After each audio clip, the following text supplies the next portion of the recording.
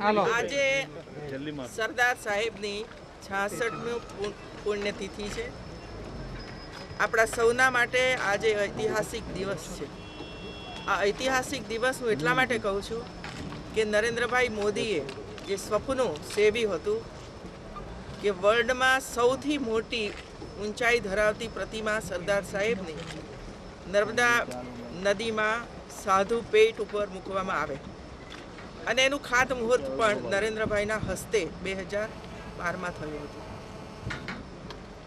આજે એ કામ એટલું ઝડપથી આપણે કરી રહ્યા છીએ કે જેથી કરીને આવતા 2-2.5 વર્ષની અંદર 182 મીટર ઊંચાઈ સરદાર સાહેબની પ્રતિમાનું કામ આપણે પૂર્ણ કરી દઈએ અને એની સાથે સાથે ભારત ભવન અને એની સાથે એગ્રીકલ્ચર માટે પણ રિસર્ચ વગેરેના સેન્ટરો તૈયાર થાય। આજે 15 ડિસેમ્બર સરદાર સાહેબની પુણ્યતિથિનો દિવસ છે અને આ દિવસે સ્ટેચ્યુના કામની આપણે શરૂઆત કરીએ છીએ અને એ ઓટોમેટિક કોન્ક્રીટનું કામ આજથી શરૂ થયું છે અને લગભગ 7 દિવસ સુધી રાત અને દિવસ આ કામ ચાલવાનું છે। 2006માં ડેમની ઊંચાઈ આપણે પૂર્ણ કરી દીધી હતી અને ત્યાર પછી આપણે માગણી કરતા હતા કેન્દ્રની યુપીએ સરકાર પાસે કે ડેમ મૂકવા માટેની મંજૂરી મળે, ડેમના દરવાજા મૂકવાની મંજૂરી મળે, પરંતુ 8 વર્ષ સુધી આ મંજૂરી આપણને પ્રાપ્ત ન થઈ।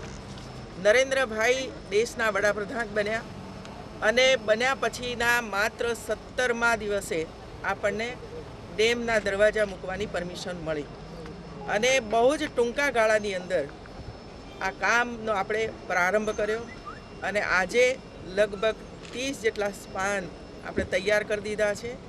એના ઉપરનું કામ પણ આપણે પૂર્ણ કરી દીધું છે અને દરવાજા મૂકવાની કામગીરીનો પણ આરંભ થયો છે અને લગભગ 12 જેટલા દરવાજાનું કામ પણ પૂરજોશમાં ચાલી રહ્યું છે। આપણો અંદાજ છે કે 2016 સુધીમાં અથવા 2017ની શરૂઆતમાં આ ડેમના દરવાજા મૂકવાનું કામકાજ પૂર્ણ થાય અને આ નર્મદા મૈયાનું પાણી છેક પાકિસ્તાનની સરહદ સુધી પહોંચવાનું છે।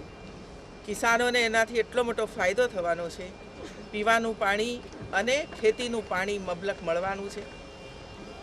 અત્યારે આ પાણીનો ઉપયોગ પણ કિસાનો ખેતીના કામમાં કરી રહ્યા છે અને પીવાના પાણી તરીકે પણ એનો ઉપયોગ થઈ રહ્યો છે।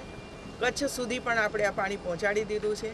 તો બીજી બાજુએ આ પાણી છે જામનગર અને એના છેવાડાના ગામો સુધી પણ આ પાણીને અત્યારે આપણે પહોંચાડ્યું છે, પરંતુ જ્યારે 138 મીટર સુધીનું આ પાણી ભરાશે ત્યારે એ પાણીનો ઉપયોગ ગુજરાતના ઉત્તર ગુજરાત, મધ્ય ગુજરાત અને સૌરાષ્ટ્રની ધરતી સુધી મબલક પાણી આપણે પહોંચાડીશું અને કિસાનોને ખેતીના કામની અંદર આ પાણી એટલું ઉપયોગી થવાનું છે।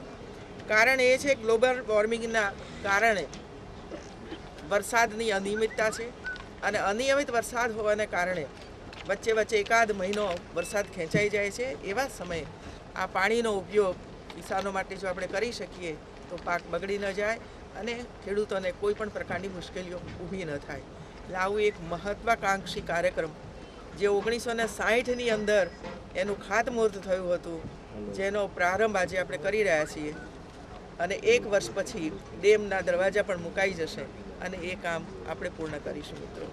તો આજે જ્યારે સરદાર સાહેબની પુણ્યતિથિ છે ત્યારે સરદાર સાહેબને પણ આનંદ થશે કે મેં જે સપના સેવ્યા હતા આઝાદી વખતે એ સપના ભારતીય જનતા પાર્ટીની સરકારે પૂર્ણ કર્યા છે અને મારા માટે આ ઐતિહાસિક દિવસ એટલા માટે છે કે મેં આજે એનો કોન્ક્રીટનો કામનો પ્રારંભ કરાવ્યો છે અને એટલા માટે સવિશેષ આનંદ મને પણ થાય છે અને ગુજરાતની જનતાને પણ 6 કરોડની જનતાને પણ એટલો જ આનંદ આજે થશે કે જે કામનો પ્રારંભ ભારતીય જનતા પાર્ટીએ કર્યો હતો એ કામ હવે પૂર ઝડપે પૂર્ણ થશે। ધન્યવાદ।